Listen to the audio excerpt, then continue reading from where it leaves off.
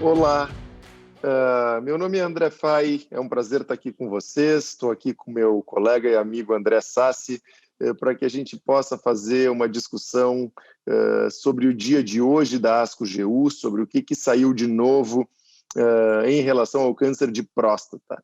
Nós fizemos uma breve avaliação dos abstracts, tínhamos uma série de expectativas, né, Sassi? E a ideia aqui é poder discutir com vocês, então, um pouco dos resultados. Alguns deles um pouco frustrantes, né? Mas acho que tem sempre informação aqui que nos enriquece e que nos faz crescer. Então, um resumo da sessão de hoje, Sassi, queria fazer um breve overview assim, de pontos que me chamaram a atenção. Eu acho que a gente teve um programa onde nós tivemos uma abordagem bastante importante em relação à imagem. Nós tivemos foco muito grande, ao meu ver, em questões relacionadas a testagens moleculares e o uso de plataformas moleculares e biomarcadores no câncer de próstata, e, obviamente, estudos clínicos nas quais a gente vai explorar aqui. Eu vou começar rapidamente pelas sessões iniciais, que eu acho que nós temos dois abstracts que talvez valha a pena algum comentário, e eu queria ouvir a tua opinião, Sassi. O primeiro deles está relacionado à doença localizada de próstata, e foi uma sessão que discutiu bastante exames de imagem, e nós tivemos um abstract apresentado comparando o papel do PET-CT PSMA com a ressonância para a identificação tanto do câncer de próstata localizado quanto da extensão extraprostática e comprometimento linfonodal. Esse é um estudo que chama atenção porque, na prática, a gente vê cada vez mais as pessoas utilizando essa tecnologia até no estadiamento do câncer de próstata. Então, eu acho que essa é uma comparação interessante. Eu vou fazer um resumo do que esse estudo mostrou, mas eu quero ouvir tua opinião especificamente num ponto. Bom, a gente viu que, de fato, o PET-PSMA é um exame que tem uma maior acurácia comparado com os exames tradicionais, cintilografia óssea, tomografia, etc. Então, acho que isso fica claro que nós temos um ganho de acurácia para a identificação de doença sistêmica, basicamente, um ganho aí na ordem de 25%, vamos colocar assim, na acurácia do PET-PSMA. Entretanto, quando essa comparação foi feita com a ressonância para a identificação de tumor localizado, não houve uma diferença estatisticamente significativa na localização da doença intraprostática, e a ressonância parece ainda ser melhor para a identificação de doença extraprostática. Mas a minha pergunta, Sassi, e eu queria te ouvir, até por uma questão de custo-efetividade e de como eventualmente a gente colocar isso na prática, porque eles sugerem na discussão do abstract que a combinação das tecnologias é mais efetiva do que as tecnologias de forma isolada. Mas quando a gente olha os números absolutos, a gente tem um ganho muito pequeno, né? Uma vantagem muito pequena da adição, por exemplo, do PET-PSMA em relação à ressonância. Então, eu queria ouvir tua opinião. Como é que tu acha que esse estudo, que de alguma forma traz, né, uma similaridade entre essas tecnologias, se tu acha que, de fato, há uma evidência aqui para utilizar num cenário inicial o PET-CT, como é que tu vê essa questão? Oi, Fábio. Bom, muito bom estar com você, muito bom estar debatendo. Acho que uma das grandes vantagens de um evento presencial, na verdade, a gente ter essa discussão ali, assistindo as apresentações e logo depois debatendo, e acho que isso é muito rico.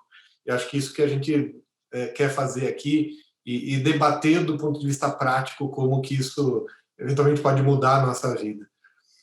Eu acho que esse é um estudo que não muda a nossa vida, mas precisava ser feito.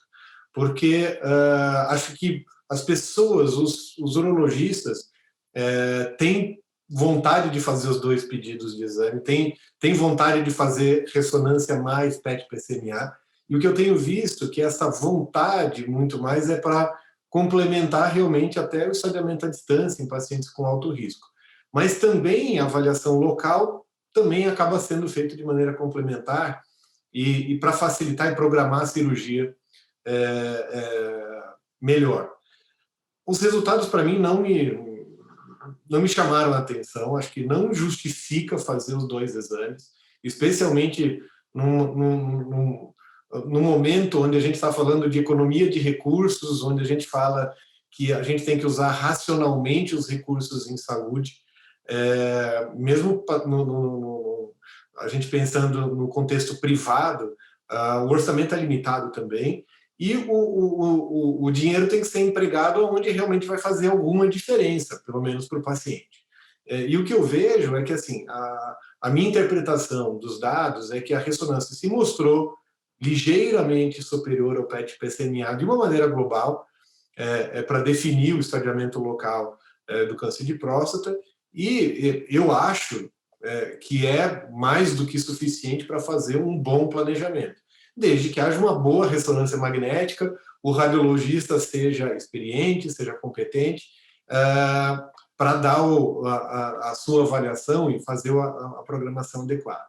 Eu acho que o PET-PSMA está sendo cada vez mais usado em diferentes momentos, então desde o diagnóstico até muitas vezes o câncer de próstata resistente à castração, e eu acho que existem momentos errados para indicar o PET-PSMA hoje, e esse estudo não me satisfaz para eu continuar indicando ou começar a indicar no momento do diagnóstico. Acho que não justifica, a ressonância ainda é o padrão ouro e ainda deve ser utilizada como referência. Eu acho que essa é uma mensagem super importante, Sassi, né? E que talvez é a mensagem que fica aqui na prática, né? Que na doença localizada, talvez PET-CT com PSMA em casos muito individualizados e selecionados, né? Com alguma dúvida pontual, mas talvez ainda não um exame de rotina.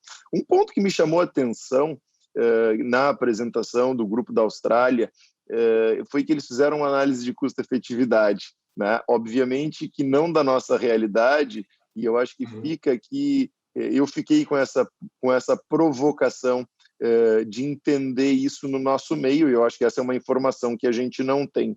Mas ele apresentou uma comparação entre o uso da ressonância multiparamétrica e dos exames convencionais de estadiamento versus o uso do PET-PSMA. E ele mostrou um dado onde o PET-PSMA, né, seria mais custo-efetivo nesse cenário. Esse é um dado que, de alguma forma, me surpreendeu dentro da apresentação, e, obviamente, essa foi uma aula conceitual, não foi nenhum estudo específico, né, e certamente isso não se aplica em todos os locais, existem realidades completamente diferentes, mas fica uma provocação. Nós temos dados similares, nós temos uma similaridade do ponto de vista de eficácia, né? Talvez estudos futuros, né? E aí eu coloco, né, Brasil, realidade Brasil, será que isso daqui a pouco é algo que pode, né, trazer algum benefício do ponto de vista de custo, de controle de custo? Ficou uma dúvida para mim.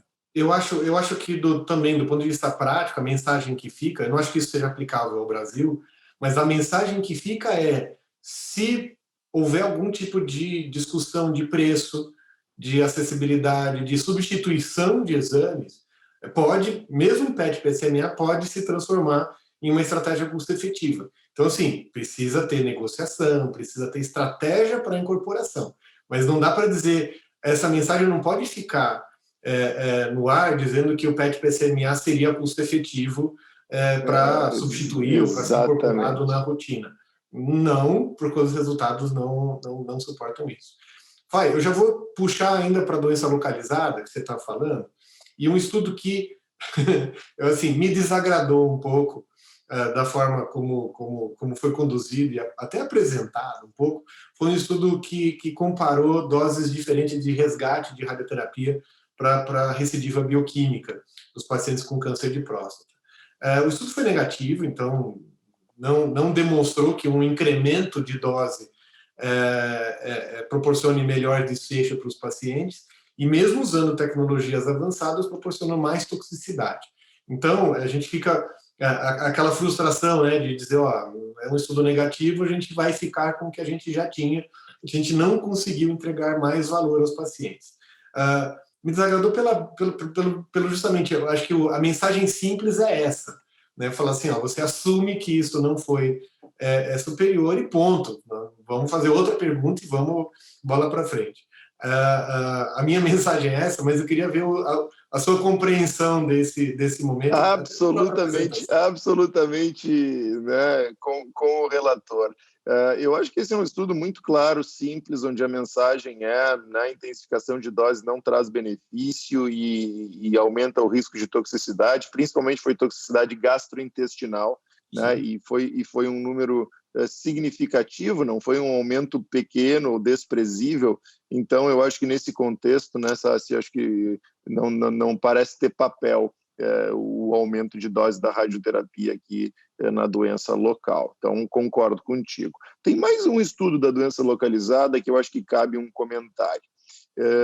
Eu ouvi muito falar sobre Decipher nessa ASCO-GU de 2021. Né? Eu acho que é importante a gente trazer isso aqui, porque, de alguma forma, a gente começa a observar também um padrão dos estudos, né, da prática clínica nos grandes centros, e me chamou bastante atenção. Né? E a gente vai, talvez, poder falar de Decipher em diferentes cenários, em diferentes estudos que usaram essa plataforma de testagem molecular. E um dos estudos que eles utilizaram essa plataforma, que avalia, né, 22 genes, e a partir daí se tem uma série de dados moleculares e se cria um score, foi naqueles pacientes pós-prostatectomia radical, na tentativa de usar essa ferramenta para definir um tratamento adjuvante. E me chamou a atenção que numa população de alto risco, né, que foi selecionada, né, para essa análise, um score de risco elevado, né, estaria associado a um risco maior de metástase à distância e talvez poderia justificar um tratamento adjuvante ou um tratamento precoce nessa população específica. E naquela população de risco baixo, né, o ponto de corte desse teste foi 0,45, é uma escala de 0 a 1, né, então que abaixo de 0,45 tu teria, né, muito pouco impacto na doença à distância e até, né, são pacientes com baixa taxa aí de mortalidade, onde talvez a gente não devesse se preocupar com um tratamento precoce. Eu acho que esses dados, Sassi, eu quero te ouvir, mas a minha impressão é que são dados muito preliminares ainda, né, que precisam ser validados em estudos maiores, mas eu acho que vale a pena a gente salientar, porque talvez seja né, a primeira vez que a gente começa a ver estudos mais consistentes e robustos utilizando essas plataformas, associando com uma indicação clínica e como eventualmente essas ferramentas vão modificar ou podem modificar a nossa conduta ou as nossas recomendações do ponto de vista de tratamento. Então, não sei como é que tu vê esse estudo que foi apresentado. Eu concordo plenamente com você. Eu acho que são ferramentas que são importantes. Então, existem outras ferramentas para ver assinaturas genéticas, por exemplo, que estão mais também correlacionadas à predição de resposta. Mas eu acho que ainda, como você falou, é extremamente precoce. Também me incomodou um pouco em alguns discursos, foi como se fosse uma forçação para que a gente já comece a aplicar nos nossos pacientes da nossa rotina, para identificar pacientes em que a gente precisa fazer alguma intervenção ou não.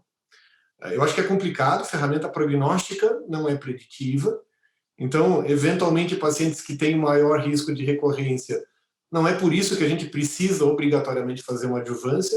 Esses fatores, eventualmente, podem até indicar alguma resistência maior ao tratamento proposto, e a gente tem que pensar, aí, eventualmente, tem que pensar em alternativas diversas. Eu acho que existem, eu vi ainda, já indo mais para frente para a doença avançada, mas eu vi um estudo até interessante que avaliou assinaturas genéticas diferentes relacionadas à regulação imune, à proliferação, à dependência hormonal, e eles avaliaram vários genes relacionados a essas assinaturas, avaliando o impacto na resposta à palutamida, por exemplo, no câncer de próstata não metastático, mais resistente à castração, e no placebo. Então, assim, eles identificaram pacientes que eram rápidos progressores no grupo placebo e que eventualmente fossem longos respondedores no grupo da palutamida. Eu acho que esse é um estudo que, para mim, parece mais sedutor, porque você identifica a intervenção e compara com uma não intervenção, ou placebo, ou segmento, e aí você gera uma pergunta mais interessante. E talvez isso acabe sendo realmente mais aplicável. O Decipher, eu acho que talvez a aplicabilidade maior dele seja realmente até para definição de watchful waiting, para segmento vigiado dos pacientes, não candidatos à prostatectomia, para a gente eventualmente ter mais segurança.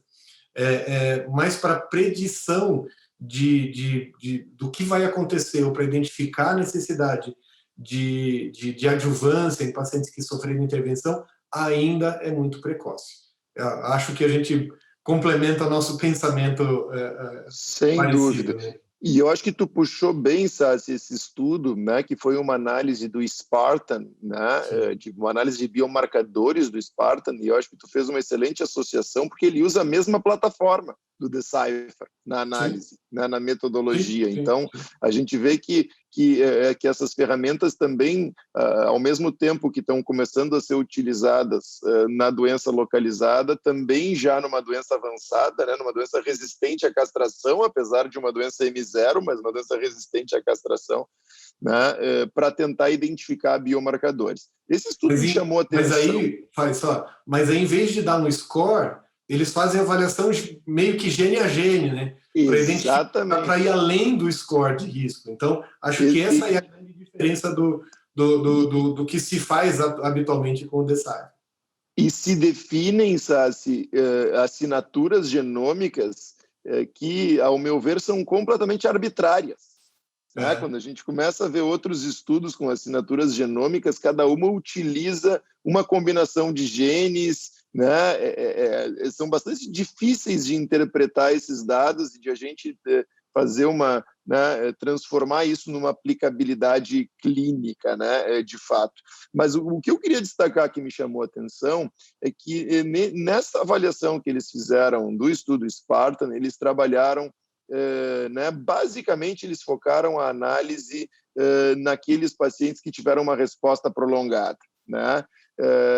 E uma das assinaturas genômicas que esteve associada com uma resposta prolongada foi uma assinatura genômica relacionada ao sistema imunológico, né? Que chama atenção, porque, na verdade, a gente sabe que essa não é uma doença classicamente associada, né, vamos dizer assim, a tratamentos específicos utilizando as vias de sinalização imunológicas. Claro que isso participa da biologia, mas a gente tem visto uma série de estudos negativos, mas existe todo um conceito de que talvez esses pacientes possam ter melhor prognóstico. Então, eu fiquei, ao ver a apresentação, com uma sensação de que talvez essas assinaturas genômicas também pudessem estar definindo o prognóstico e não serem preditivas de resposta ou preditivas de uma resposta prolongada. Então, eu acho que esse é um estudo interessante, ele começa a levantar hipóteses de assinaturas genômicas, de genes específicos associados a uma resposta prolongada, mas eu acho que a gente tem que ter um cuidado a interpretar esses dados também nesse contexto. Sim, eu acho que esses dados ainda precisam ser confirmados em outros estudos. Eu acho interessante a ferramenta ser utilizada sistematicamente em estudos, em pesquisa clínica, para justamente posteriormente identificar e a gente tentar ver uma homogeneidade dessas informações.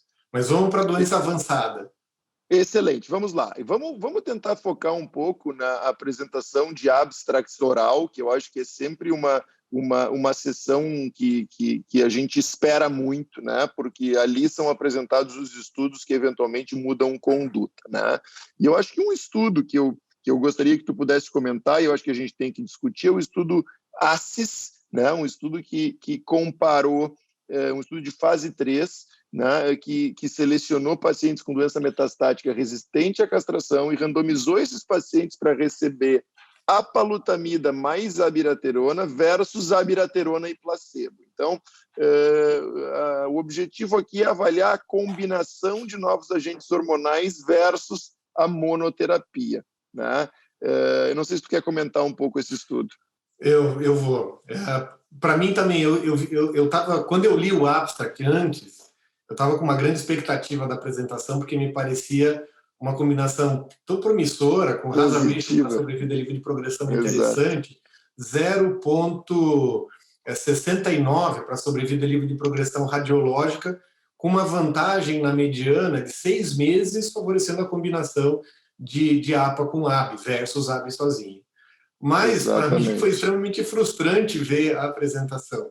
Porque, assim, apesar desse desfecho ser positivo, o tempo para progressão de PSA foi igual, o tempo para início de quimioterapia foi igual, o tempo para uso de opioide foi igual, para progressão de dor. A sobrevida global, que no abstract eles colocavam que era uma tendência, eu não gosto dessa palavra tendência, para mim ou é positivo ou negativo, eles falavam que numericamente era maior, mas numericamente é nada, é igual. O hazard ratio é 0,95 para a sobrevida global. Então, assim, não tem tendência. A taxa de resposta também foi maior para a combinação de PSA, mas foi 79 versus 73%. É isso aí. Sim, 6% de diferença em taxa de resposta. Desculpa, para mim, assim, o custo envolvido, toxicidade, obviamente não é grande coisa, mas é tudo, toxicidade financeira, toxicidade do paciente. Para mim, eu acho que queima uma linha de tratamento, então por isso a gente não vê um benefício de sobrevida global, isso acaba sendo compensado posteriormente. Então, não muda a minha prática clínica, não vou recomendar associação de AB com APA nos pacientes em primeira linha, pré-quimioterapia. Eu acho que a gente ainda tem um padrão, ainda fica com ele. Assim, não quero ser pessimista, não quero ser a avaliação exageradamente crítica dos artigos, mas assim, esse é um exemplo para mim de que a gente tem que tomar muito cuidado com a leitura dos abstracts, com a leitura da interpretação dos autores, e a gente tem que olhar com cuidado a apresentação. Não sei se você viu também tão negativamente assim quanto eu essa apresentação. Saí dessa apresentação com a mesma frustração, né? E acrescento, né, assim, que eles tentam encontrar um subgrupo de pacientes com doença visceral e com mais de 75 anos, aonde eventualmente poderia ter algum ganho, o que eu acho que é uma análise exploratória absolutamente, né, perigosa de ser feita. Eu acho que é um estudo né, eu acho que a combinação traz um benefício mínimo, né? Eu também não acredito que isso aqui vai ter espaço na prática clínica, e me chamou a atenção, né, um aspecto que a gente começa a ter algumas complicações que são importantes, né? A gente teve um aumento significativo de eventos cardiovasculares na população que recebeu a combinação, né? E não foi pequeno o aumento de toxicidade nessa população, e um aumento do risco de fratura, né? 3 vezes maior, na verdade quase 4 vezes maior, né, o risco de fratura nessa população. Então, sem dúvida, eu acho que esse é um estudo que, quando a gente leu o abstract, né, a gente estava entusiasmado em ver essa apresentação, onde eventualmente isso aqui poderia ser um estudo que mudaria a nossa prática clínica, e eu saio da apresentação com a mesma impressão tua de que isto aqui é algo que, né, não vai modificar a nossa clínica no dia seguinte.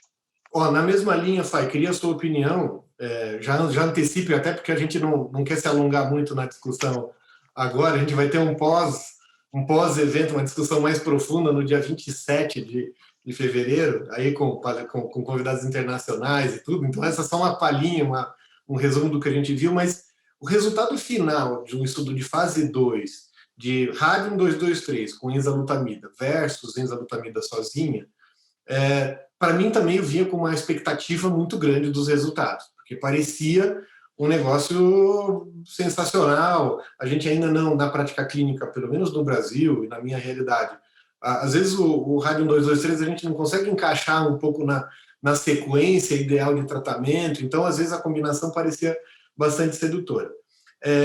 E aí, assim, apesar de ser um estudo de fase 2, que tem um tamanho de amostra meio limitado, a comparação de braços é um pouco mais complicada de se fazer. Uma notícia importante foi que a segurança até era razoável, mas os dados de eficácia, sinceramente, para mim, não foram também o que eu esperava. Quando a gente vê numericamente, por exemplo, PFS2, que seria a segunda progressão, foi de 18 meses versus 8 meses a mediana. Mas aqueles gráficos de Kaplan-Meier completamente bagunçados, assim, que eles se cruzam e tudo. Aí a gente usa uma mediana que não é adequado para usar, e com P não significativo para comparação. Quando a gente analisa PFS também melhor, parece que é melhor para combinação, 9 meses versus 3, mas, de novo, umas curvas que é difícil de interpretar. Então, ainda é muito inicial, eu também não fiquei feliz com os resultados. E assim, mais uma vez, aquela frustração de será que eu estou sendo muito exigente com essas apresentações? Eu concordo contigo, eu acho que são dados imaturos ainda, eu também fiquei com essa sensação. Para mim, a mensagem que ficou desse estudo foi muito relacionada à segurança, né? Eu acho que a gente ficou muito traumatizado com os dados iniciais da combinação do Radium 223 com agentes hormonais, né? Onde eventualmente isso aqui poderia ter um impacto em eventos esqueléticos proibitivos, né, que poderiam interromper a investigação desse tipo de estratégia. E eu acho que isso, de alguma forma, né, mostra que que a realidade não é tão dramática como foi, né, reportado previamente. E eu acho que isso aqui precisa continuar sendo estudado e a gente vai ter em breve estudos, né, que vão vir aí para nos ajudar a responder, estudos de fase 3 que talvez vão ser definitivos nessa área. Sassi, para a gente tentar passar mais rápido para alguns pontos aqui, eu acho que alguns comentários pontuais, tivemos 2 estudos de imunoterapia combinado com quimioterapia, né, no câncer de próstata resistente à castração. Então, nós temos o estudo Keynote 365, pembrolizumab mais docetaxel, taxas de resposta de PSA na ordem de 34%, né? Taxa de resposta 23%. Acho que são estudos ainda, resultados muito iniciais, né? Onde a gente vê, assim, não teve nesse estudo uma correlação com PDL1 ou algum subgrupo específico. Eu acho que são simplesmente, né, as primeiras informações que a gente tem em relação à segurança desse tipo de combinação, que parece ser seguro, né? Mas assim, eu não tirei nenhuma informação muito maior desses 2 estudos. Quando a gente olha o estudo de nivolumab com docetaxel, né, um estudo muito semelhante nesse sentido, né? De novo, a taxa de resposta de PSA foi em torno de 45%, não teve uma correlação com o uso prévio de novos agentes hormonais, que era uma das hipóteses que poderia, né, determinar aqui alguma diferença em resposta, etc., até com a hiperexpressão de PDL1, né, e alguns conceitos que nós temos em relação a isso. Então, acho que são 2 estudos que né, mais são reportes iniciais, assim, para que a gente possa acompanhar. Eu acho que são cortes que justificam a realização de um estudo de fase 3 ou de um estudo de fase 2 um pouco maior para comparar a utilização de docetaxel versus docetaxel mais imuno, mas também, olha, não me parece que muda a vida do paciente. Esses números só me mostram assim, ó, se houver alguma diferença, ela vai ser muito pequena e talvez a gente precise identificar muito melhor os pacientes que seriam candidatos à imunoterapia. Não colocar minhas fichas de investimento em câncer de próstata, combinando nivo, pembro com docetaxel no futuro, não. De novo, o impacto financeiro da imunoterapia é tão grande e esse benefício, mesmo no estudo de braço único, ele é pequeno. Eu queria provocar você outro. Para mim, assim, eu falei, foi muito negativo nesse dia de hoje, mas uma coisa que me animou foi justamente a seleção de pacientes para inibidores de PARP. Então, o melhor conhecimento de genes e de biomarcadores, eu acho que traz para a gente uma racionalização do uso. E a minha impressão, na análise gene a gene, por exemplo, do estudo Profound, que comparou olaparib versus terapia de escolha do investigador, que basicamente era a AB ou ENZA, nos pacientes que já tinham progredido com a AB-ENZA antes, para mim, me pareceu assim, para BRCA 1 e 2 mutados, o benefício de olaparib inequívoco, incomparável, assim, não dá para dizer que tem alguma comparação. E ainda bem que são as mutações mais comuns, até no próprio estudo. Para ATM e CDK12, também o benefício é bom, o número é menor, é difícil fazer a comparação, mas também é.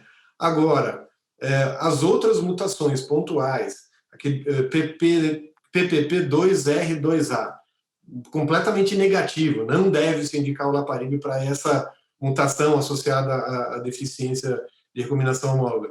Mas outros genes também acabam sendo menos relevantes. Mas essa diferença de BRCA1 e 2 e as outras, até do ponto de vista de custo-efetividade, de impacto, de mudar a vida da pessoa, aí eu acho que é bastante relevante.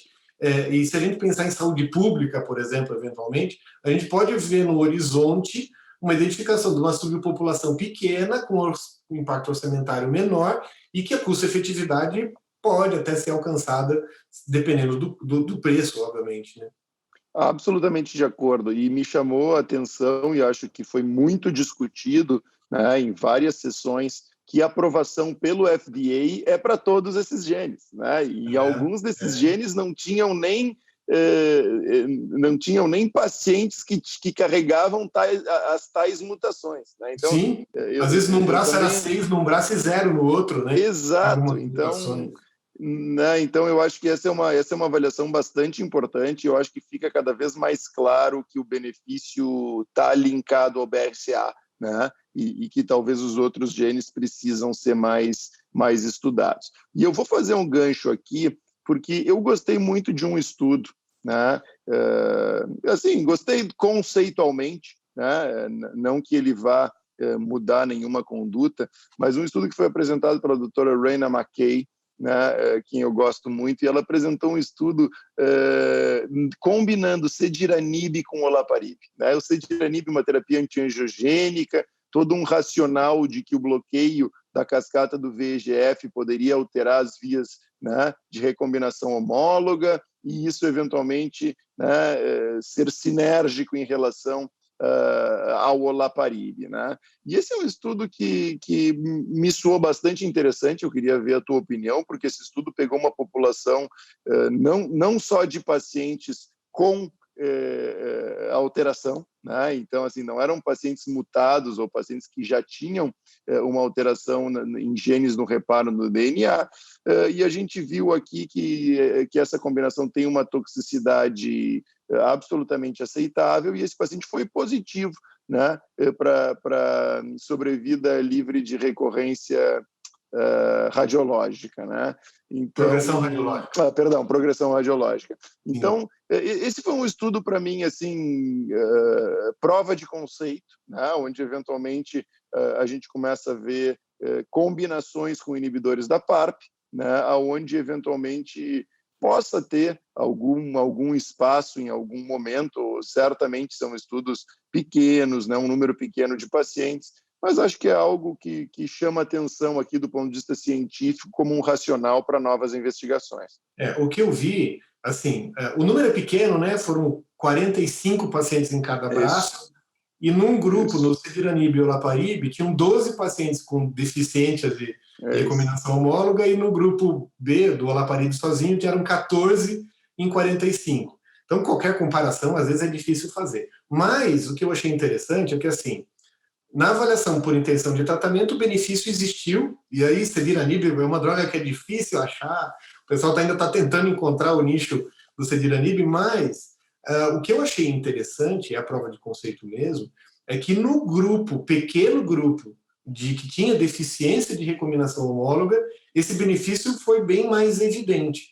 Então, a sobrevida livre de progressão, aí o hazard ratio 0,6, 10 meses versus 3,8 meses, então, numericamente, se afastavam bem as curvas. Exato. E na população global, na população que não tinha deficiência, esse benefício não existiu. E assim, aí você pensa, bom, o Olaparib não funciona nessa população e não adianta você botar Celiranib junto, que também não vai funcionar. Que também não vai então, funcionar. Essa é a minha leitura, né? E por isso que acho que é tão importante a gente utilizar biomarcador para selecionar os pacientes candidatos. E houve, assim, hoje as discussões em torno do BRCA1 e 2, da deficiência de recombinação homóloga, preencheu vários outros momentos, né? Então, o impacto de aconselhamento genético para a população, para a família, impacto na radioterapia, acho que tem sido uma discussão bastante intensa e que realmente vai permear um pouco mais a nossa rotina hoje, a BRCA1 e 2 em câncer de próstata, que a gente nunca deu muita atenção. Sassi, o último estudo que está na minha lista aqui para a gente fazer um comentário, não sei se tem mais algum aspecto, que não é nenhuma novidade, né, e é algo absolutamente dentro do esperado, mas é que a análise final do Titan, né, que é um estudo que utilizou a apalutamida junto com a terapia de deprivação androgênica na doença hormônio sensível, né, numa população bastante ampla, sem aqueles critérios de alto risco ou alto volume, né? Então, esse estudo permitiu uma população bastante ampla aqui nos seus critérios de inclusão, e mais do que isso, permitiu o uso prévio de docetaxel, né, que era sempre uma dúvida se eventualmente a utilização prévia de quimioterapia, se a gente poderia seguir com um novo agente hormonal e potencializar esse benefício. E o que a gente está vendo aqui, né, nesse estudo, são que os dados, eles se confirmam, os dados de sobrevida global, né? Eu acho que a gente não tem nenhuma novidade aqui de que essa combinação é efetiva nessa população.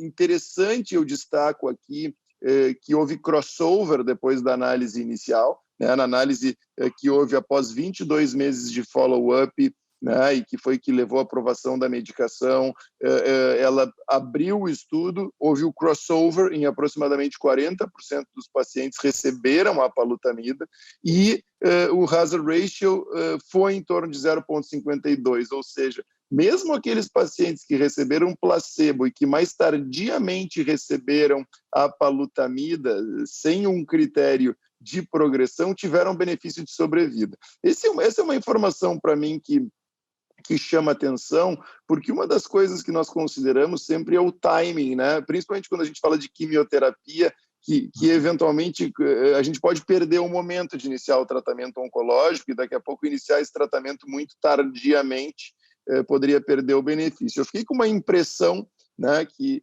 nesse cenário específico a gente tem um gap de tempo talvez um pouco maior, né? Naquele paciente, por exemplo, que iniciou a terapia de deprivação androgênica, a gente não precisa iniciar ao mesmo dia, né, o novo agente hormonal, a gente pode observar como é que esse paciente vai tolerar, etc., e tomar essa decisão com mais cautela, que parece que a gente não vai perder o benefício clínico da combinação.